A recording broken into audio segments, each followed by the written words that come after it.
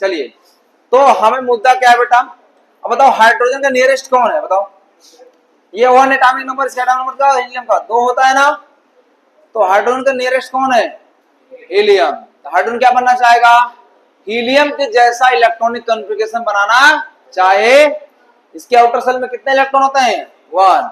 ये चाहेगा मेरे आउटर सेल में कितने हो जाए, और जिस दिन 2 हो गए मस्त हो जाता है, ये स्टेबल हो जाता है, जुड़ के ही स्टेबल होगा। इसलिए जब जुड़ेगा तो बॉन्ड बन जाएंगे, क्या बन जाएंगे, बॉन्ड। ऐसा ही बेटा बोरॉन, कार्बन, नाइट्रोजन, ऑक्सीजन, तो ऑक्सीजन के नियरेस्ट कौन है, नियॉन। इसका एटॉमिक नंबर होता है, बोलो बोलो 8। 8 के पास जाएगा क्या हो जाएगा, नियॉन। इसलिए ऑक्सीजन क्या बनना चाहेगा, ऑक्सीजन अपनी इलेक्ट्रॉनिक कॉन्फ़िगरेशन नियॉन की तरह करना चाहेगा, नियॉन की तरह करेगा तो नियॉन का आउटर सेल कितने होते हैं, 8। लेकिन जो हाइड्रोजन के हीलियम के पास है वो क्या करना चाहेगा अपने आउटर सेल में, 2। कितना करना चाहेगा, इसलिए हम ऑक्टेट भी बोल देते हैं, गलत नहीं है स्टेटमेंट। या एक कुछ एलिमेंट ऐसे जो अपना डुबलेट कंप्लीट करना चाहते हैं, क्या कंप्लीट करना चाहते हैं, डुबलेट का ऑक्टेट। उसको जनरल भाषा में बोलते हैं tendency to acquire inert gas electronic configuration, complete to 8 electron in outermost shell. तो पहला रीजन क्या है, बोलो बोलो बोलो, ऑक्टेट। दूसरा,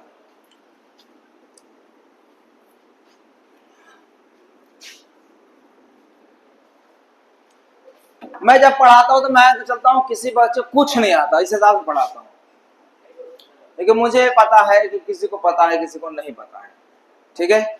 आइए, उसके बाद तो बातें तो होंगी खतरनाक खतरनाक एकदम, आप देखते रह जाओगे। दूसरा जो है ना, यही सत्य है बेटा, ये हर जगह लगेगा, ये जरूरी। शुरुआत जब हो रहा तो लोगों को लगे ऐसा होता है, लेकिन बाद में कुछ अजीब अजीब चीजें होने लगी, लोगों को ये क्या हो गया, साला इनर्ट गैस भी पागल हो गए, वो भी कंपाउंड बनाने लगे, तो लोगों का दिमाग सनक गया, साला ये क्या हो गया। तो लोग है भाई ये तो नहीं हो सकता, नहीं ये हो नहीं सकता कि सिर्फ ऑक्टेट ही बनाया जाए। तो जो केमिकल बॉन्ड फॉर्मेशन का जो ब्रह्मास्त्र सबसे फंडामेंटल रूल है, that is tendency to minimize, tendency to minimum या tendency to acquire minimum energy of the system, या आप ये एनर्जी लिखते हैं सिंपल। मेन रूल क्या है बेटा, क्यों बॉन्ड बनते हैं, बॉन्ड बनने का रीजन क्या है, कोई चीज बॉन्ड बनाती क्यों, उसका रीजन है tendency to acquire minimum energy. जब कोई सिस्टम स्टेबल होना जाएगा, वो अपने एनर्जी क्या करेगा, मिनिमाइज करेगा। ये फंडामेंटल रूल है बेटा, क्या है, रूल है। रूल क्या है कि स्टेबिलिटी बढ़ती है सिस्टम की, सब कुछ स्टेबल, दुनिया में हर व्यक्ति, तुम भी स्टेबल हो जाते हैं, मस्त एकदम बढ़िया डॉक्टर बन जाए, मस्त एकदम लड़का लड़की बढ़िया एकदम मस्त हीरोइन खोज के या हीरो खोज के बढ़िया शादी कर रहे हैं, एकदम चक एंजॉय करे, वर्ल्ड टूर करे, पैसे कमाए, इससे स्टेबिलिटी आती है। ऐस करें, अब स्टेबल हो चुके हैं। ऐसे ही एटम मॉलिक्यूल भी हरामी होते हैं, वो भी क्या करना चाहते हैं, स्टेबिलिटी प्राप्त। उस स्टेबिलिटी प्राप्त होने का एक ही रीजन है, एनर्जी को क्या करना, मिनिमाइज। जब एनर्जी मिनिमाइज होगी तो क्या होगा बेटा, नाराज, स्टेबिलिटी क्या हो जाएगी, मैक्सिमम स्टेबिलिटी मिलेगी।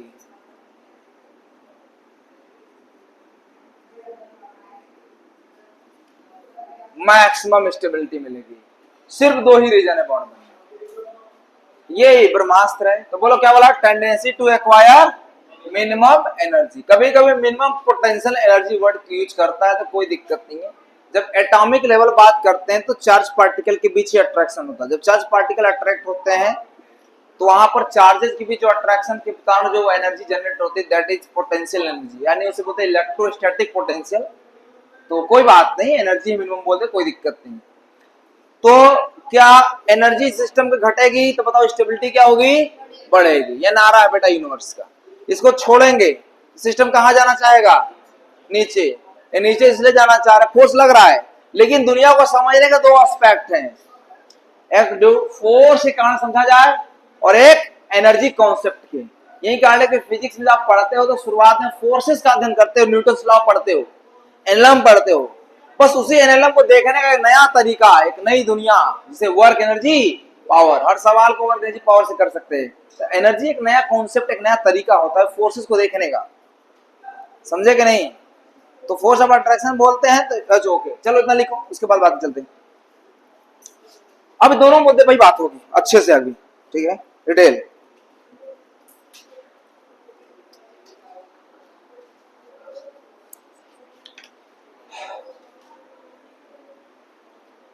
अब हम इसको पढ़ने जा रहे हैं कि कैसे कैसे टेंडेंसी टू एक्वायर किया जा सकता है, एनर्जी को मिनिमाइज कैसे करते हैं चीज सिस्टम्स, एटम मॉलिक्यूल आयन कैसे जुड़ते हैं। तो मैं आपको पढ़ाने जा रहा हूं, इसको पहला पढ़ाऊंगा फिर बाद में इसको पढ़ाऊंगा पहले, ठीक है।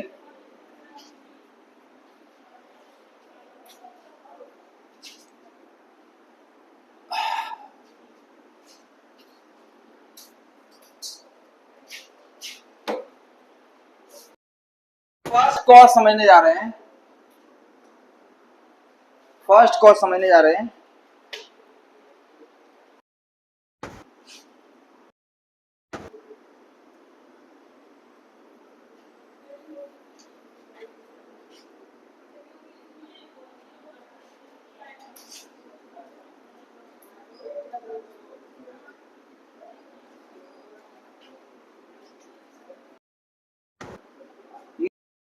एनर्जी बोला तो कोई दिक्कत नहीं, ठीक है, कोई दिक्कत नहीं।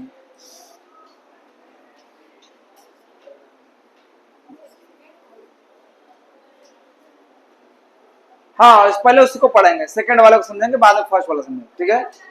चलिए इसी को पहले समझते हैं, आइए। क्या हुआ बेटा?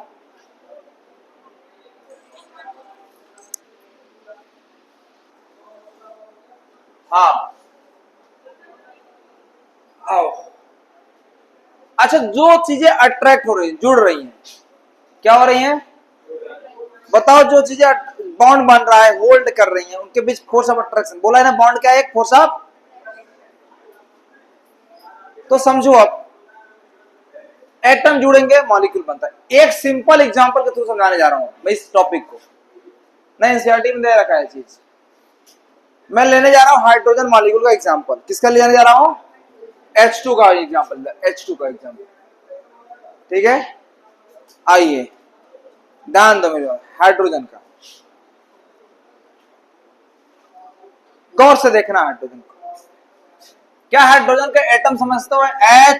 H बताओ, हाइड्रोजन के आउटर सेल में कितने इलेक्ट्रॉन होता है? एक। प्रोटॉन कितना होता है उसमें? एक। एटॉमिक नंबर एक होता है ना हाइड्रोजन। मैं स्ट्रक्चर बना रहा हूं हाइड्रोजन एटम का। बेटा ये प्रोटॉन है न्यूक्लियस में, कौन है?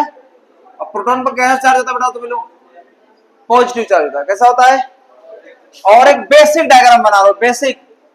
तुम क्लाउड ऑर्बिटल डायग्राम में चले जाना, ऑर्बिटल डायग्राम से समझा सकते हैं, लेकिन बेसिक डायग्राम समझा रहे हैं। रहेगा तो इलेक्ट्रॉन 1s ऑर्बिटल में ही रहेगा। कहां रहेगा? 1s ऑर्बिटल में ही रहेगा। और इलेक्ट्रॉन समथिंग लाइक दिस मान लो है, पूरा डेंसिटी फैलेगी। मैं एक इलेक्ट्रॉन को दिखा रहा हूं ऐसे नॉर्मल, कोई दिक्कत यहां तक किसी को नहीं?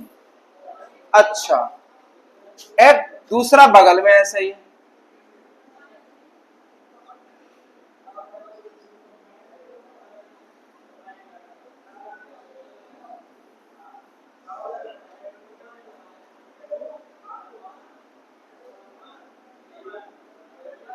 प्रोटॉन, इसका भी इलेक्ट्रॉन होगा।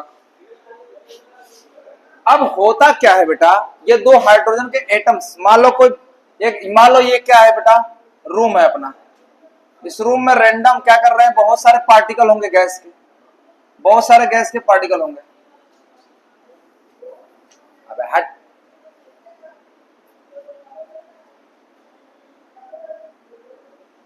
बहुत सारे गैस के पार्टिकल होंगे।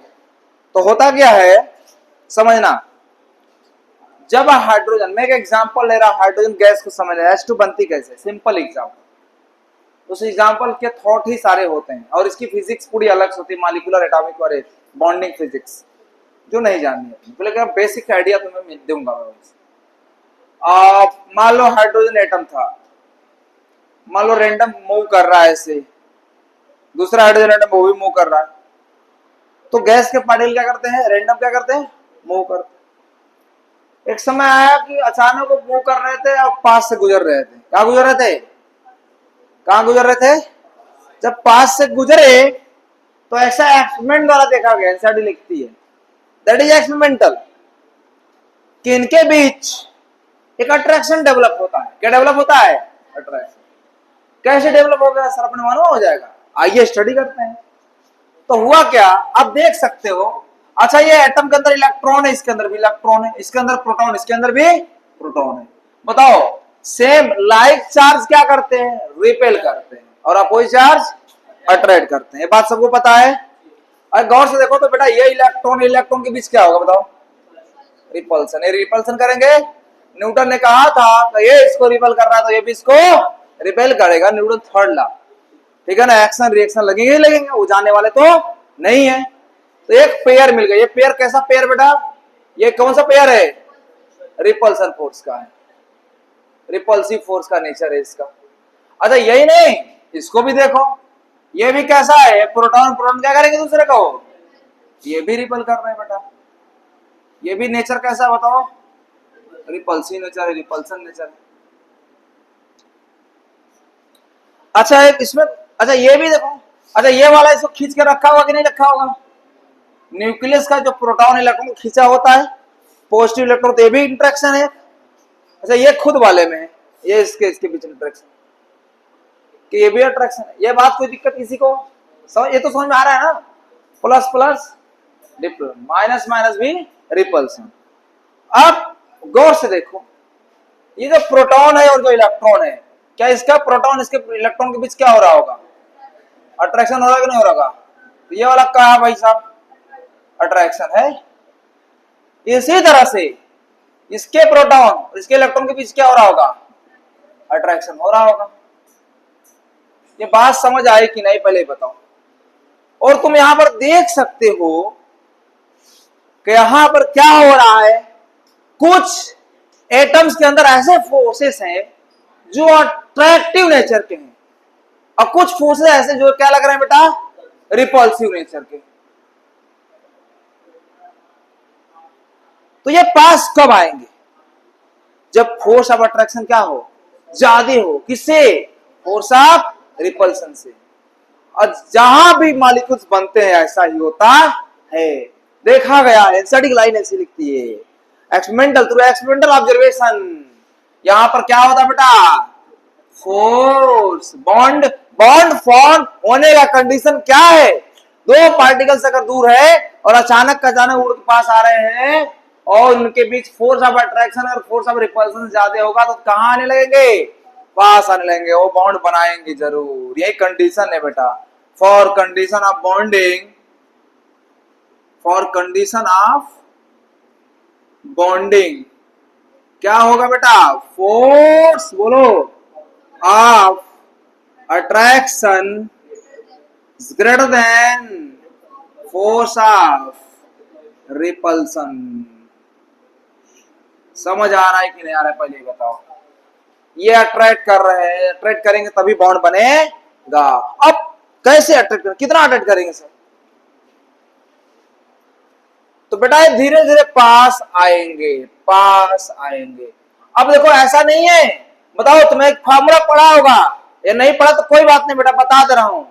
अगर कोई भी तो चार्ज पार्टिकल होते हैं बेटा, मान लो Q1 चार्ज, Q भी कोई प्लस माइनस हो, कुछ भी हो, कोई फर्क नहीं पड़ता, ये इनके बीच की दूरी अगर आ रहे हैं क्या बेटा, तो बेटा एक दूसरे पे जब फोर्स लगाते हैं तो फोर्स की जो वैल्यू होती है, जो उसकी मैग्नेट होता है K Q1 Q2 by are square.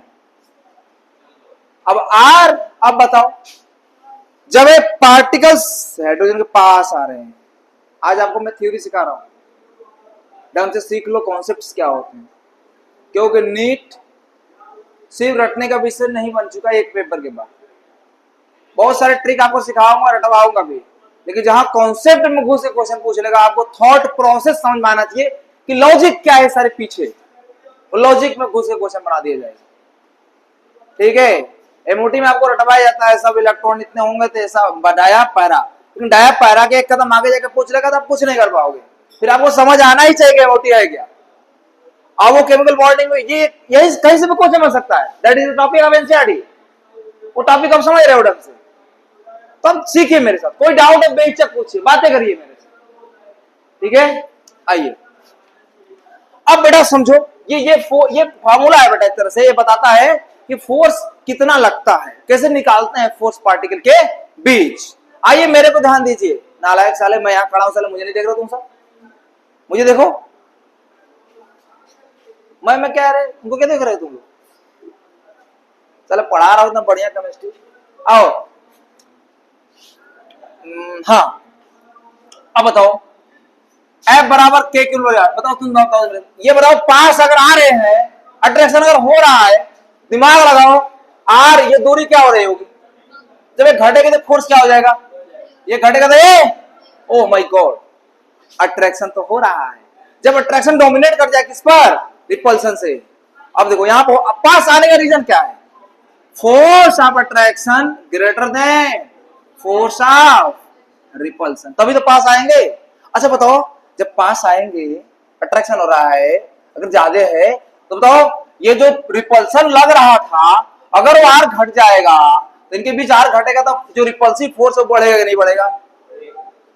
अबे पास आ रहे, नो डाउट पास आएंगे, अट्रैक्शन फोर्स है, कोई दिक्कत नहीं, लेकिन ये भी तो इलेक्ट्रॉन भी तो पास आएंगे जब एटम पास आ रहा है, तो बताओ ये रिपल्सिव फोर्स है वो धीरे धीरे बढ़ेगा नहीं बढ़ेगा, बढ़ेगा ना। तो धीरे धीरे धीरे धीरे धीरे धीरे फोर्स ऑफ अट्रैक्शन धीरे धीरे धीरे धीरे वो तो वही रहेगा, लेकिन उसको कम बढ़ने लगेगा धीरे धीरे, वो भी बढ़ रहा है, ऐसी बात नहीं है, वो भी बढ़ता है, बट एक समय आता है रिपल्सन भी बढ़ता है। जब रिपल्सन बढ़ता है अट्रैक्शन तो बढ़ ही रहा है, एक समय आएगा रिपल्सन अट्रैक्शन क्या हो जाएंगे, क्योंकि दोनों फोर्स बढ़ रहे हैं, एक दोनों की वैल्यू एक समय आएगी इक्वल हो जाती है, क्या होती है, कितना बढ़ते हैं। एक इंस्टेंट ऐसा आएगा फोर्स ऑफ अट्रैक्शन अप्रोक्सीमेट किसके बराबर होने लगता है, फोर्स ऑफ रिपल्सन के। और इसी कंडीशन पर अब और पास अगर तुम जबरदस्ती लेने की कोशिश करोगे तब ज्यादा कौन हो जाएगा, अब ज्यादा आएगा तो वहां कौन डोमिनेट करने लगता है, अब रिपल्सन डोमिनेट कर जाता है। तो इसके बाद डोमिनेट कर जाएगा तो फिर से क्या होगा, जब तुम और पास जबरदस्ती लाओगे फिर एक दूसरे को दूर ढकेल लेंगे, फिर कहां आना चाहेंगे, जहां पर नेट फोर्स क्या हो जाए, एक दूसरे को बैलेंस कर जाए, जहां नेट फोर्स एक दूसरे बैलेंस कर जाए, फोर्स ऑफ अट्रैक्शन जहां बराबर हो जाए फोर्स ऑफ बस, अब ना तो अट्रैक्शन है तो बस होल्ड हो गया भाई बात की। यही होती है बॉन्ड फॉर्मेशन, जब ये force of attraction force of repulsion बराबर हो जाए, that point is known as bond formation point या कंडीशन। क्या समझ आ रहा है बॉन्ड कैसे बन रहा है, बात समझ में आ रही है, बॉन्ड बनते कैसे हैं, रीजन नहीं होता है, जब बॉन्ड बनता है तो वहां फोर्स ऑफ अट्रैक्शन क्या होता है, equal, that is equilibrium condition. कैसी कंडीशन इसे बोलते हैं, इक्विलिब्रियम कंडीशन। आइए अब तो सर आप फोर्स को समझा रहे हैं, आप तो पढ़ा रहे थे एनर्जी, ये tendency to acquire minimum potential energy, और आप फोर्स पर चले आए। बेटा जब दो पार्टिकल बहुत एटम दूर होते हैं, एटम्स क्या होते हैं, तो एटम की एनर्जी बहुत ही हाई होते हैं और अनस्टेबल होते हैं, और जब वो अट्रैक्ट होकर पास आते तो उनकी एनर्जी क्या लगती है, घटने लगती है, एक समय आएगा उनकी एनर्जी क्या हो जाएगी, मिनिमम। वो मिनिमम एनर्जी ही वही इक्विलिब्रियम कंडीशन जहां फोर्स ऑफ अट्रैक्शन क्या हो जाए, इक्वल, वहीं पर सिस्टम की एनर्जी क्या होती है, मिनिमम। और बोलेंगे कि यहाँ मिनिमम एनर्जी हो चुकी है, और जितनी मिनिमम एनर्जी होगी सिस्टम की स्टेबिलिटी उतनी क्या होगी, बढ़ जाएगी, वही पॉइंट कहलाएगा बॉन्ड फॉर्मेशन। आइए समझते हैं ग्राफ के थ्रू, ग्राफ किताबों में दिया गया है और ग्राफ हमें आना चाहिए, आराम से समझते हैं, आराम से, रिलैक्स रिलैक्स। ग्राफ खींचने जा रहे हैं, क्या ड्रॉ करने जा रहे हैं बेटा, ग्राफ।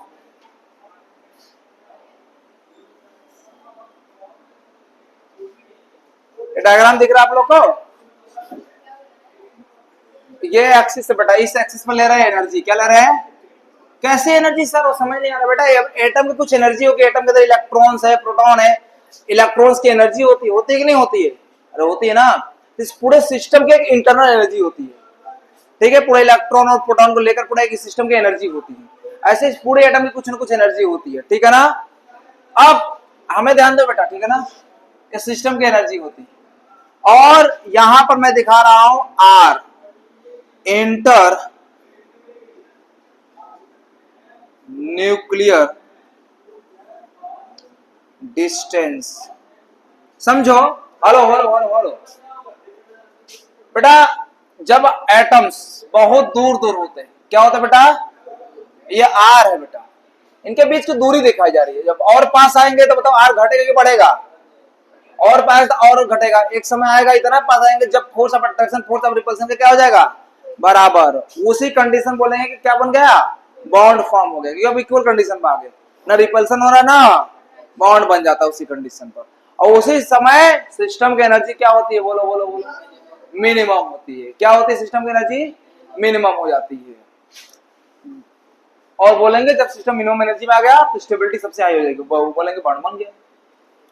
तो देखा गया है, ऐसा देखा गया है कि जो बेटा है अपना ये जो बेटा यहां बना रहा हूं, जब एटम बहुत दूर थे बेटा तो इनके बीच कोई बहुत ज्यादा अट्रैक्शन रिपल्सन नहीं था, तब भी थोड़ा सा दूर जब देते इनकी पोटेंशियल, जब पार्टिकल सिस्टम बहुत दूर होते हैं, अनंत पर होते हैं, तो पोटेंशियल एनर्जी कितनी होती है, 0। आपको फ्यूचर में पढ़ाया जाएगा पोटेंशियल एनर्जी का फॉर्मूला, थोड़ा सा बता दे रहा हूं। पोटेंशियल एनर्जी यू के Q1 Q2 बाई आर, बेटा एक फार्मूला होता है चार्ज पार्टिकल या पोटेंशियल एनर्जी का। बेटा आर बहुत दूर हो, आर बहुत ज्यादा, अनंत बोल दो, क्या बोल दो, बताओ समथिंग नंबर अपार इनफाइनाइट, ये लगभग क्या होता है आप लोग को पता है, 0 होता है। नहीं पता तो बताता हूं, बताओ 4 से भाग दोगे क्या आएगा, कुछ छोटा आएगा। 10 से भाग दो और छोटा आएगा। 10 से भाग 0.2, 2 से 100 से भाग दो क्या आएगा, 0.02। 1000 से भाग दोगे तो क्या आएगा, 0.002। जितना नंबर बढ़ा जाओगे संख्या किसी करीब जा रही है 0 के।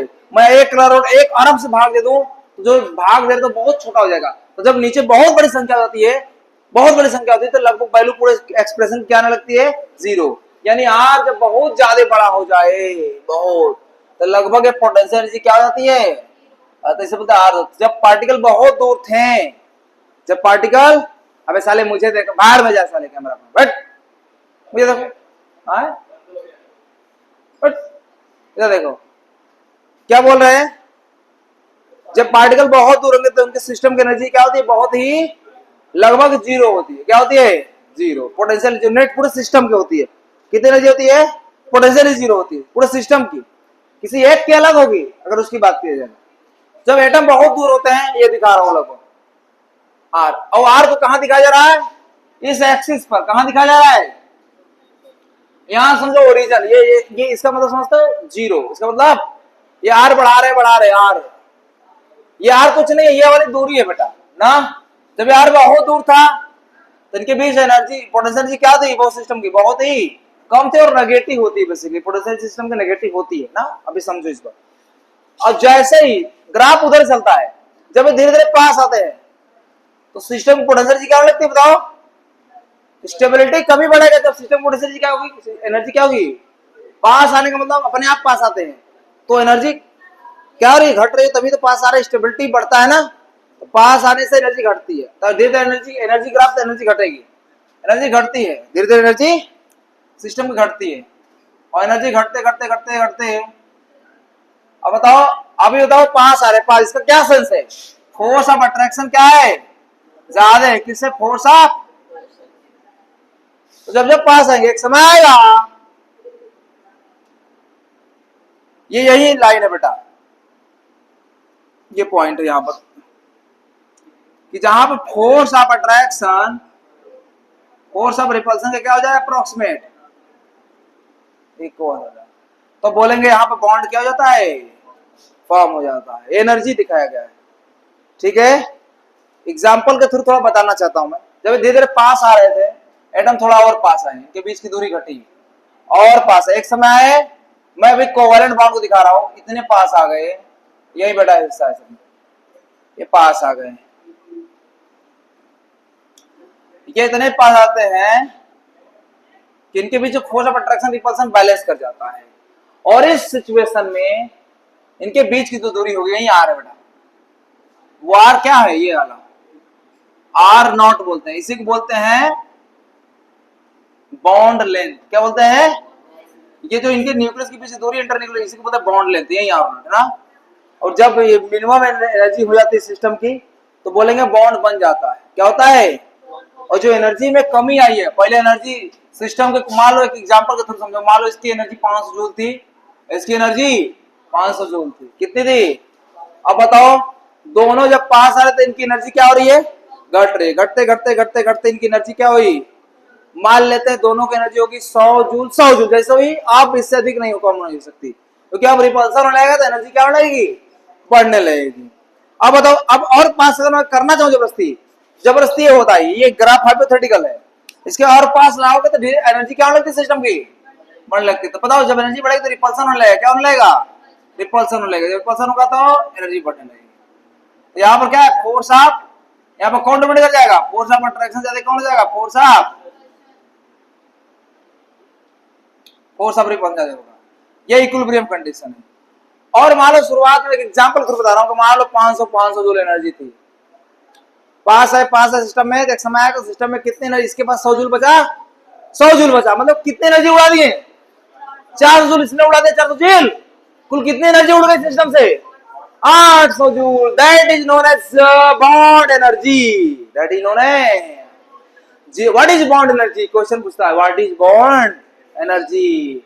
बेटा जब बहुत दूर थे तो एक इनकी एनर्जी बहुत ज्यादा थी, धीरे धीरे पास एनर्जी घटती घटती, जितनी मैक्सिमम एनर्जी रिलीज हो सकती थी घट सकती थी, जितनी एनर्जी रिलीज हो गई। Bond formation is an exothermic process. जब बॉन्ड बनते तो एनर्जी क्या होती है बेटा?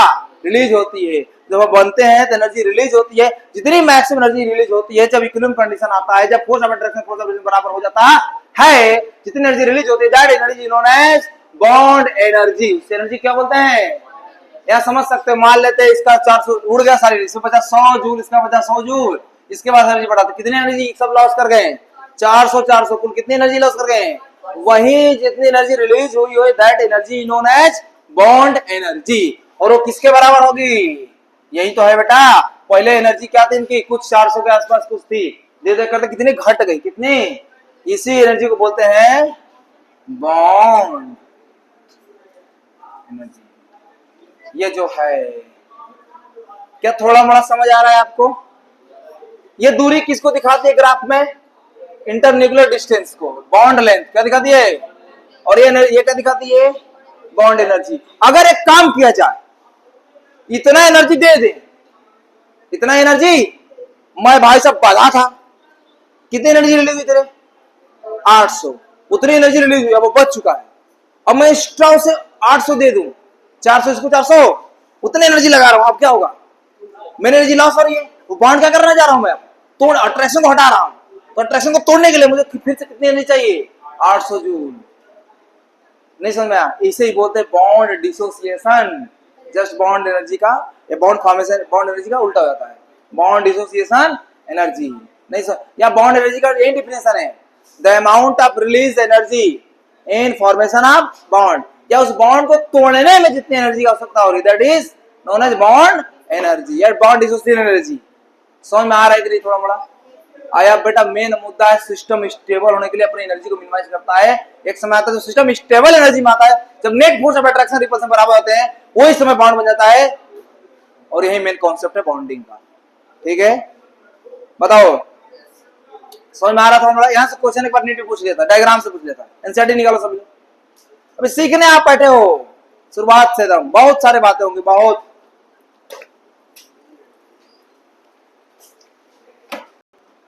118, यस 118। बेटा ये देख रहे हो एनसीईआरटी लाइन, ये देख रहे हो आप लोग?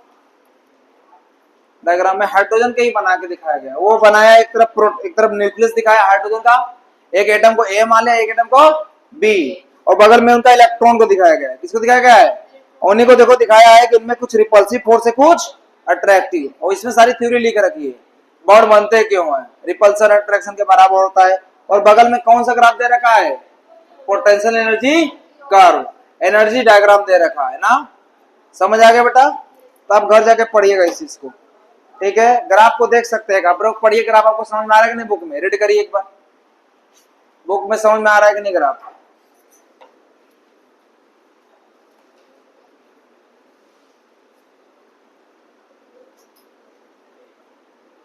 एक बार थ्योरी पढ़ो थोड़ा, देखते तो लोग समझ पाते हो कि नहीं। एक बार थ्योरी पढ़ो।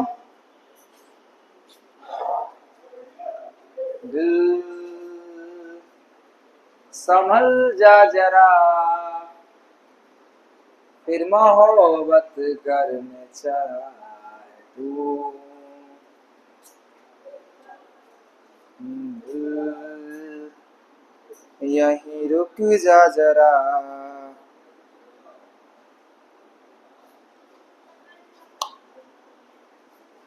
घड़ी बदल रही है रूप जिंदगी, ख्वाब है कहीं कहीं है रूप जिंदगी, पल यहाँ। तुम लोग नहीं लाए हो?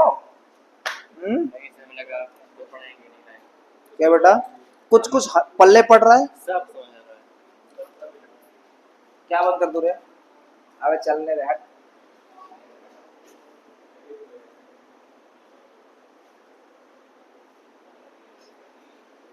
क्या हो गया?